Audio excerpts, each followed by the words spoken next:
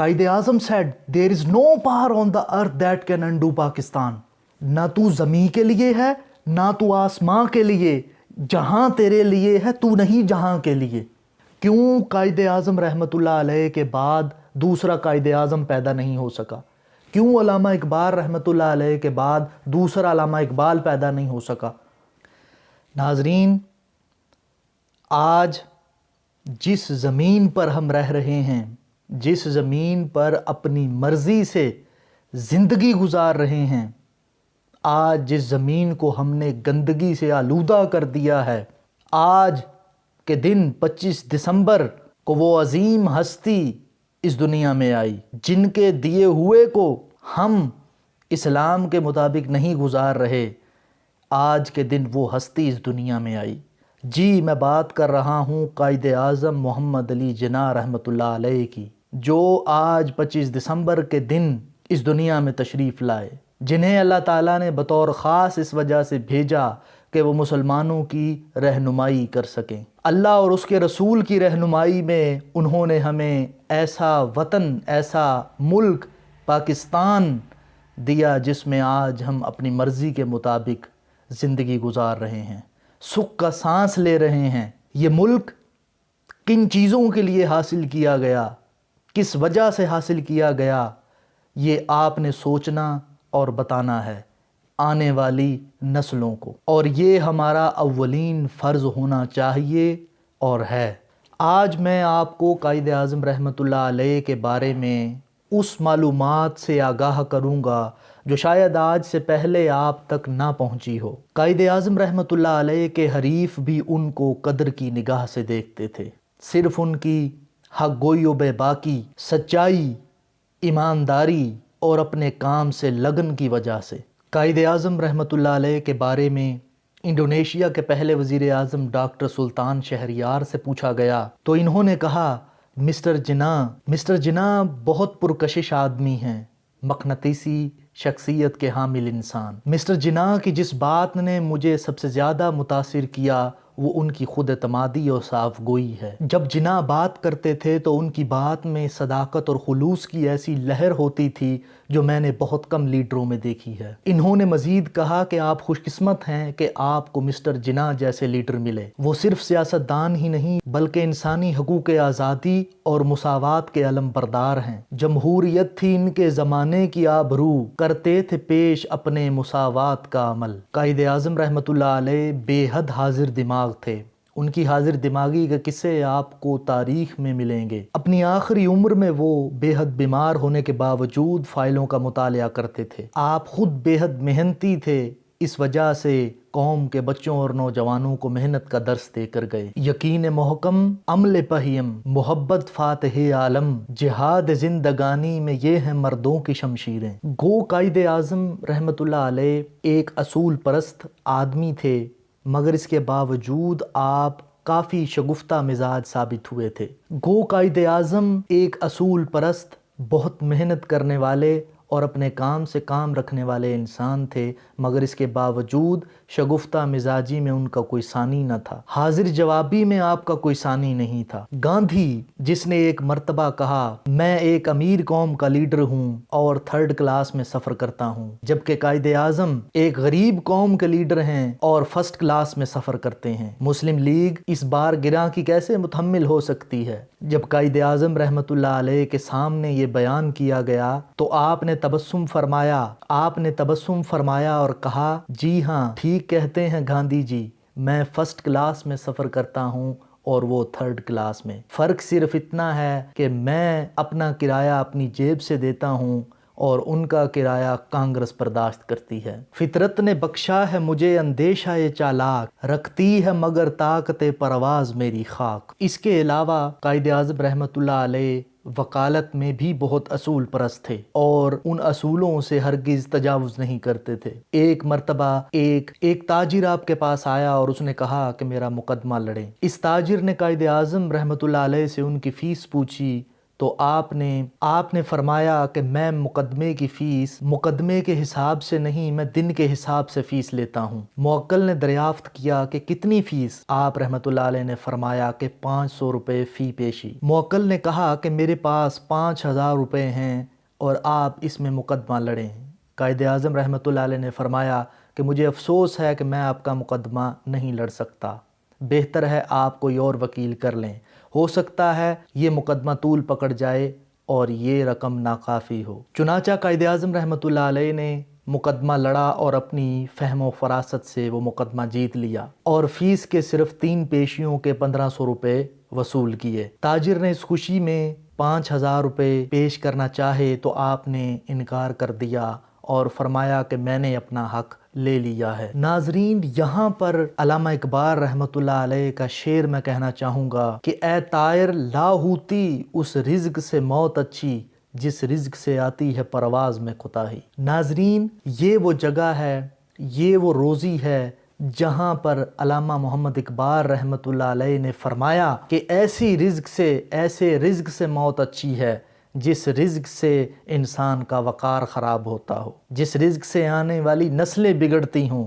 ایسے رزق سے موت اچھی ہے، کیوں نہ کہ اگر انسان ایسا کرے تو اس کے اس دنیا میں آنے کا مقصد فوت ہو جاتا ہے۔ شاعر مشرق علامہ محمد اقبال رحمۃ اللہ علیہ نے قائد اعظم محمد علی جناح کے بارے میں فرمایا، محمد علی جناح کو نہ تو خریدا جا سکتا ہے اور نہ ہی یہ شخص خیانت کر سکتا ہے۔ غیرت ہے بڑی چیز جہانے تگ و دو میں، پہناتی ہے مومن کو تاج سر دارا۔ قائد اعظم رحمۃ اللہ علیہ ایسے لیڈر تھے کہ جن کی دیانتداری کا یہ عالم تھا کہ آپ ایک مرتبہ ریل میں سفر کر رہے تھے اور آپ کو اچانک یاد آیا کہ آپ کا ریل کا ٹکٹ آپ کے ملازم کے پاس رہ گیا ہے اور آپ بنا ٹکٹ کے سفر کر رہے ہیں۔ چنانچہ آپ اسٹیشن پر اترے اور ٹکٹ ایگزامینر سے ملے اور اسے کہا کہ میرا ٹکٹ ملازم کے پاس رہ گیا ہے، چنانچہ تم مجھے دوسرا ٹکٹ دے دو۔ ٹکٹ ایگزامینر نے کہا کہ آپ 2 روپے مجھے دے دیں اور پلیٹ فارم سے باہر چلے جائیں۔ قائد اعظم رحمۃ اللہ علیہ نے جب یہ سنا تو آپ کا چہرہ سرخ ہو گیا۔ آپ نے اسے کہا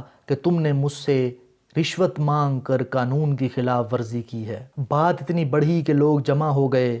آپ نے ٹکٹ ایگزامینر کو پکڑا اور اسٹیشن ماسٹر کے پاس لے گئے۔ آخرکار رشوت طلب کرنے والا قانون کے شکنجے میں آ گیا۔ نہ تخت و تاج میں ہے نہ لشکر و سپاہ میں ہے، جو بات مرد قلندر کی بارگاہ میں ہے۔ محمد علی جناح وہ لیڈر تھے جن کے بارے میں انگریزوں نے کہا تھا کہ اگر ہمیں معلوم ہوتا کہ قائد اعظم رحمۃ اللہ علیہ کو اتنی بڑی بیماری ہے تو ہم کبھی بھی پاکستان کو بننے نہ دیتے۔ قائد اعظم رحمۃ اللہ علیہ نے آخری وقت تک اپنی بیماری کو پوشیدہ رکھا، کیوں نہ کہ آپ کو معلوم تھا کہ اگر ہندوؤں اور انگریزوں کو معلوم ہو جاتا تو ہندوستان کی تقسیم انگریز مؤخر کر دیتے۔ اس لیے قائد اعظم رحمۃ اللہ علیہ نے اپنے وصال سے پہلے اپنے ڈاکٹر سے کہا کہ پاکستان ہرگز وجود میں نہ آتا اگر اس میں فیضان نبوی صلی اللہ علیہ وسلم شامل نہ ہوتا۔ جس کو بھی توفیق دیتا ہے خدا، آندھیوں میں وہ جلاتا ہے چراغ۔ ناظرین، 1934 میں جب قائد اعظم رحمۃ اللہ علیہ لندن میں تھے اور اچانک ممبئی واپس آ گئے تو آپ کے سب سے قریبی دوست علامہ شبیر احمد عثمانی، جنہوں نے آپ کا نماز جنازہ بھی پڑھایا، وہ بہت خوش ہوئے آپ کے آنے پر اور آپ سے پوچھنے لگے کہ ہم آپ سے اتنے سالوں سے درخواست کر رہے تھے، آپ نہیں آ رہے تھے، ہمیں خوشی ہے کہ آپ آ گئے، آپ کی ضرورت تھی۔ پھر پوچھا کہ کیا علامہ اقبال رحمۃ اللہ علیہ نے کوئی شاعری لکھی جس کی وجہ سے آپ واپس آئے، یا لیاقت علی خان یا کوئی اور؟ کیا، کیوں، کیسے؟ کیوں نہ کہ ہم آپ کو واپس لانے کی کوشش میں لگے تھے لیکن آپ مان نہیں رہے تھے، پھر آپ اچانک پہنچ گئے، شکریہ آپ کا، کیسے ہوا یہ؟ پھر قائد اعظم رحمۃ اللہ علیہ مسکرائے اور فرمایا کہ آپ جیسا سوچ رہے ہیں ایسا نہیں ہے، میں آپ کو بتاؤں گا مگر ایک شرط پر کہ جب تک میں زندہ ہوں آپ نے یہ بات کسی سے نہیں کہنی۔ علامہ شبیر احمد عثمانی نے کہا کہ ٹھیک ہے۔ پھر قائد اعظم رحمۃ اللہ علیہ نے فرمایا کہ میں لندن میں تھا اور میرا رات کو پلنگ ہل رہا تھا تو میں اٹھا، دیکھا کچھ بھی نہیں ہے، پھر سو گیا۔ دوبارہ ہلنے لگا، اتنے زور کا تھا کہ میں اٹھ کر باہر گیا دیکھا کہ لوگ اور کوئی بھی باہر نہیں ہے، کوئی بات نہیں ہے، کوئی آواز نہیں ہے، پھر آ کر سو گیا۔ تیسری بار پھر پلنگ ہل رہا تھا، پھر میں بیدار ہوا تو دیکھا ایک نورانی صورت والی شخصیت وہاں کھڑی ہیں۔ ذرا خیال کیا کہ یہ کہاں سے کدھر سے آئے۔ میں کھڑا ہو گیا، سوال کیا انگریزی میں، کیونکہ میں لندن میں تھا، Who are you؟ اور جواب انگریزی میں، اول درجے کی انگریزی میں، I am your prophet Muhammad peace be upon him۔ اچانک سے جسم میں کچھ ہوا، جسم کے سارے بال کھڑے ہو گئے۔ But can I do for my Lord؟ یہ بندہ ناچیز آپ کے لیے کیا کر سکتا ہے؟ پھر حضور پاک صلی اللہ علیہ وسلم نے فرمایا انگریزی میں، You are urgently needed by the Muslims and the subcontinent. I ordered you to go back and lead the freedom struggle. Don't worry, I will be with you. You will be succeeded in your mission, انشاءاللہ۔ برِ صغیر کے مسلمانوں کو آپ کی فوری ضرورت ہے۔ میں آپ کو حکم دیتا ہوں کہ واپس جائیں اور آزادی کی جدوجہد جاری رکھیں۔ میں آپ کے ساتھ ہوں، آپ اپنے مقصد میں ضرور کامیاب ہوں گے انشاءاللہ۔ یہی وجہ ہے کہ قائد اعظم رحمۃ اللہ علیہ نے فرمایا کہ پاکستان کو کوئی طاقت ختم نہیں کر سکتی، کیوں نہ کہ نبی اکرم صلی اللہ علیہ وسلم ہماری مدد فرما رہے ہیں۔ قائد اعظم رحمۃ اللہ علیہ کے دور میں دربار نبوی صلی اللہ علیہ وسلم کے خادم خاص آغا اسحاق، جو مزار مبارک کے اندر جانے والے واحد مجاز تھے، وہ قائد اعظم رحمۃ اللہ علیہ کی روحانی تربیت کرنے والے کو فرماتے ہیں، جس روز قائد اعظم رحمۃ اللہ علیہ کا پاکستان میں انتقال ہوا، اس روز مجھے حضور نبی اکرم صلی اللہ علیہ وسلم کی زیارت نصیب ہوئی۔ آپ صلی اللہ علیہ وسلم بہت مسرور تھے۔ فرمایا آج ہمارا دوست آ رہا ہے، اس کی آمد کی خوشی مناؤ۔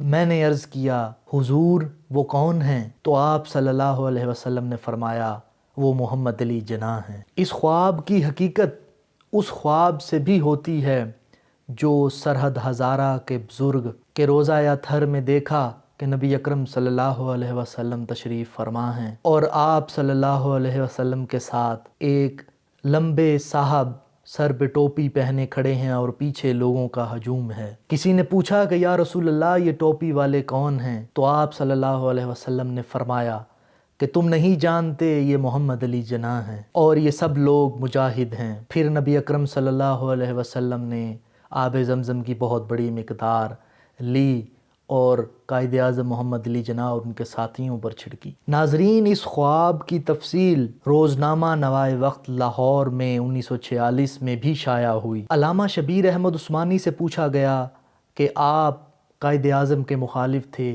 اور آپ راتوں رات کیسے بدل گئے؟ کہتے ہیں کہ کل رات مجھے نبی اکرم صلی اللہ علیہ وسلم کی زیارت نصیب ہوئی اور ان کے ساتھ قائد اعظم محمد علی جناح کھڑے تھے، اور آپ صلی اللہ علیہ وسلم نے فرمایا کہ یہ میرا سپاہی ہے، اس کی کبھی مخالفت نہ کرنا۔ پاکستان کے قیام کے بعد قائد اعظم رحمۃ اللہ علیہ نے ایک جگہ پر فرمایا، پاکستان ایک زندہ حقیقت ہے جس کا دوست اور دشمن سبھی اعتراف کر چکے ہیں۔ پاکستان کا مستقبل درخشندہ ہے، میری روح کو تسکین ہے، میرے دل کو اطمینان ہے۔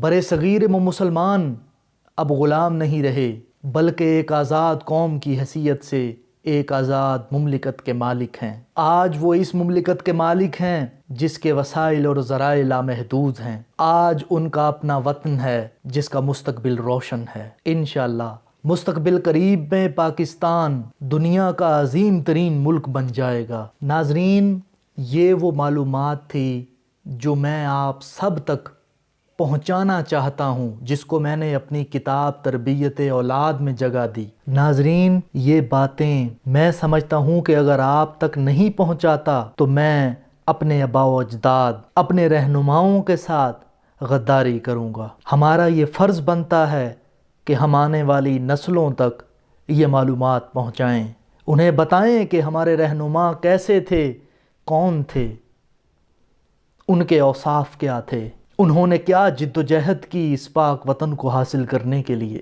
ان کے کیا عادات و اطوار تھے۔ یاد رکھیں ناظرین، اگر ہم یہ معلومات آنے والی نسلوں تک نہیں پہنچاتے تو ہماری نسلیں ہمارے لیے نہ اس دنیا میں سکون کا باعث ہوں گی اور نہ آخرت۔ ہمارے آباء و اجداد نے اس پاک وطن کو حاصل کرنے کے لیے جو قربانیاں دی ہیں ہم ان کا کبھی بدلہ نہیں دے سکتے۔ اس پاک وطن کو حاصل کرنے کے لیے جس کے اندر آج ہم اپنی مرضی سے جو چاہیں کر سکتے ہیں، اس کا بدلہ نہیں دے سکتے۔ کبھی ساحل کبھی طوفان سے لڑنا، تھے ہنگامے انہی کے دم قدم سے۔ ناظرین، آج ہمارے رہنما یہ کہہ رہے ہیں ہم ہی ہنگامہ آرا تھے، لیکن جب سے ہم ڈوبے ہیں کہیں طوفان نہیں اٹھتا، کہیں ساحل نہیں ہوتا۔ ناظرین، اگر آپ بڑا سورج نہیں بن سکتے تو ایک چھوٹا سا چراغ ہی بن جائیں۔ وہ ایک سورج جو شام ہوئی تو اس نے آواز لگائی کہ کوئی لے سکتا ہے میری جگہ؟ ایک چھوٹے سے جلتے بجھتے دیے نے کہا کہ ہاں میں لے سکتا ہوں جگہ تیری۔ تو آپ سورج نہیں بن سکتے تو کم سے کم ایک چھوٹا سا دیا بن کر ہی لوگوں کو روشنی پہنچائیں۔ اپنے حلقہ باب میں جو لوگ موجود ہیں انہیں راہ راست پر لے کر آئیں۔ میں اچھا نہیں لگتا، بے شک مجھے نہ دیکھیں، لیکن جو میں بات کر رہا ہوں، جن کی بات کر رہا ہوں، ان کا احترام آپ کے دل میں ہونا چاہیے، ان کے بارے میں آپ کو سننا چاہیے، ان کی بات کو آگے پہنچانا چاہیے۔ ناظرین، یہ وہ حقائق تھے، یہ وہ چیزیں تھیں جو ہم نے اپنی آنے والی نسلوں کو دینی ہیں۔ آپ ہمارا ساتھ دیں، ہم اس معاشرے میں ایک بہترین کام کے لیے نکلے ہیں۔ ہمارا مقصد اپنے معاشرے، اپنے ملک کو ایک بہترین جگہ بنانا ہے، ایک تربیت یافتہ جگہ بنانا ہے۔ اللہ تعالیٰ ہمیں اپنے رہنماؤں کو ہمیشہ یاد رکھنے کی توفیق بخشے۔ آمین۔ بہت شکریہ۔